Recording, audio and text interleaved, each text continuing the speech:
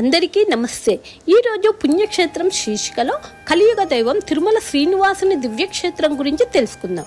ప్రపంచంలోనే ప్రతిరోజు అత్యధిక భక్తులు సందర్శించుకునే ఆలయం, అత్యధిక కానుకలు రోజు హుండీ ద్వారా ఆదాయం వచ్చే ఆలయం, గిన్నిస్ బుక్ ఆఫ్ రికార్డులో చోటు చేసుకున్న ఆలయం, అద్భుతమైన కలియుగ వైకుంఠం.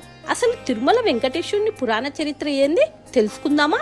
కలియుగ కాలంలో త్రిమూర్తుల్లో ఎవరు గొప్పవారు అని తెలుసుకుందామని ఋషులందరూ ఏకమయ్యి భృగు మహర్షిని తెలుసుకురావాల్సిందిగా పంపుతారు. భృగు మహర్షి మొదట బ్రహ్మలోకానికి వెళ్ళి అక్కడ కూడా తిరస్కరించి, తర్వాత కైలాసానికి వెళ్ళి అక్కడ కూడా తిరస్కరించి, చివరిగా వైకుంఠానికి వెళ్తాడు. ఆ సమయంలో విష్ణుమూర్తి శేషపాన్పుపై నిద్రించుతూ ఉంటాడు. భృగువుని గమనించలేదు. మహర్షికి కోపం వచ్చి విష్ణుమూర్తిని కాలుతో వక్షస్థలం మీద తన్నాడు. అయినా విష్ణుమూర్తి శాంతించి భృగుకి ఆతిథ్యం ఇచ్చినాడు. కానీ తన నివాస స్థానం మీద తన్నిన శిక్షించినందుకు కోపంతో అలిగి వైకుంఠమును వదిలి మారువేషంలో కొల్హాపురులో నివాసం ఉంటూ భక్తుల కోరిన కోరికలను తీర్చుకుంటూ ఉంటుంది. మరోవైపు విష్ణుమూర్తి శ్రీనివాసుడు అని మానవ రూపంలోకి మారి భూమి మీదికి వస్తాడు. లక్ష్మీదేవి కోసం ఎంతనో వెతికి ఆచూకీ దొరకక అలిసిపోయి చివరికి తిరుమల కొండలకు చేరుకొని ధ్యానం చేయటం ప్రారంభించినాడు. శ్రీనివాసుని చుట్టూ పుట్టవలే పెరుగుతుంది. ఇది గమనించిన లక్ష్మీదేవి శ్రీనివాసునికి సహాయం పడాలి అని బ్రహ్మ శివులను సహాయం అడుగుతుంది. శివుడేమో ఆవుగా, బ్రహ్మేమో దూడగా పశువుల మందలో కలిసి ప్రతిరోజు పుట్టలో ఉన్న శ్రీనివాసునికి అందే విధముగా పాలు పుట్టలో పోయటం జరుగుతుంది. ఒకరోజు పశువుల కాపరి చూసి దాంతో ఒక కర్రను తెచ్చి ఆవును కొట్టడానికి ప్రయత్నించగా ఇంతలో శ్రీనివాసుడు చూసి ఆవును కాపాడాలి అని ఒక్కసారిగా పుట్టలో నుంచి బయటికి వచ్చి అడ్డుపడతాడు. దాంతో ఆ కర్ర దెబ్బ శ్రీనివాస్ తలకు తగులుతుంది. ఇది వెంకటేశుని నామంగా నేటికి కనిపిస్తుంది. తలకి దెబ్బ తగలడంతో శ్రీనివాసునికి కోపం వచ్చి చనిపోతావు అని శపిస్తాడు. అతడు మరణిస్తాడు. ఈ వార్త ఆ దేశపు చోళరాజుకి చేరుతుంది. రాజు ఆవు దూడను, ఆవుని బాణం గురి పెడతారు. ఆ బాణం ముందుకి వెళ్లకుండా ఆపుతాడు శ్రీనివాసుడు. శ్రీనివాసుడు కోపంతో నువ్వు వచ్చే జన్మలో రాక్షసుడుగా పుడతావు అని శపిస్తాడు. అప్పుడు చోళరాజు తన తప్పును తెలుసుకొని క్షమించమని కోరగా తన తప్పు తెలుసుకున్నందుకు ఆ రాజును క్షమించి సంతసించి వచ్చే జన్మలో నీ కూతుర్ని వివాహం చేసుకుంటా అని వరమించాడు.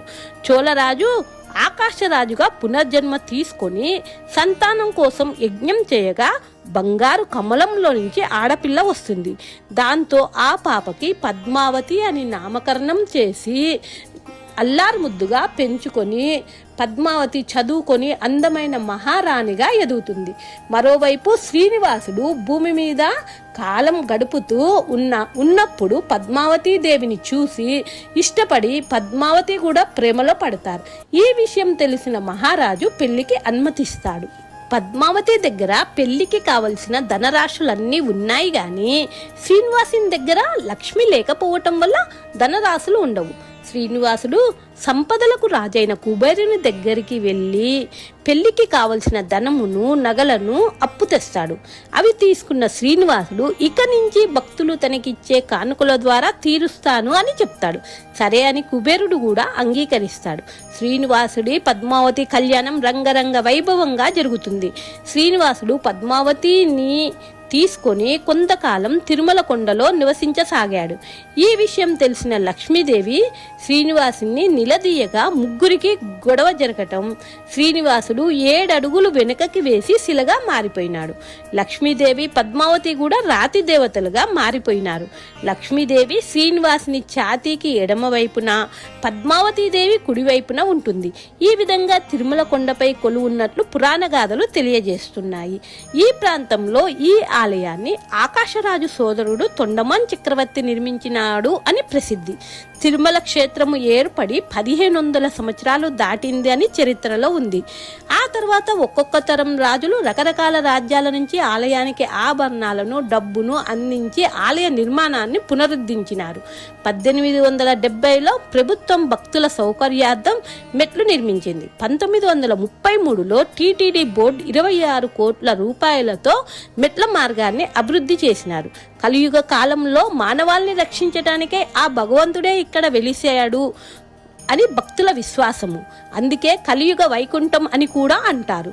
ఈ ఆలయము తిరుపతి నుంచి 22 కిలోమీటర్లు, విజయవాడ నుంచి 430 కిలోమీటర్లు, హైదరాబాద్ నుంచి 572 కిలోమీటర్లు, చెన్నై నుంచి 132 కిలోమీటర్లు, బెంగళూరు నుంచి 292 కిలోమీటర్లు, వైజాగ్ నుంచి 781 కిలోమీటర్ల దూరంలో ఉంటుంది. రోడ్డు, రైల్వే, ఏరోప్లేన్ సౌకర్యం కూడా ఉన్నాయి. విన్నారు కదా తిరుమల చరిత్ర. నెక్స్ట్ నా వీడియోలో 7 కొండల పేర్లు, ఆ కొండల యొక్క విశిష్టత గురించి తెలియజేస్తానండి. అందరూ నా ఛానల్ని సబ్స్క్రైబ్ చేయండి, లైక్ చేయండి, షేర్ చేయండి, కామెంట్ కంపల్సరీ చేయండి. ప్రతి ఒక్కళ్ళు కామెంట్ పెట్టండి. ఇట్లు మా శైలజ మాసెట్టి. ప్రతి ఒక్కరు కూడా నా ఛానల్ని స్టోరీ మొత్తం వినండి. మీరిచ్చే ప్రోత్సాహంతో నేను చాలా ముందుకు వెళ్ళిపోతానండి. Thank you for watching. Bye, see you.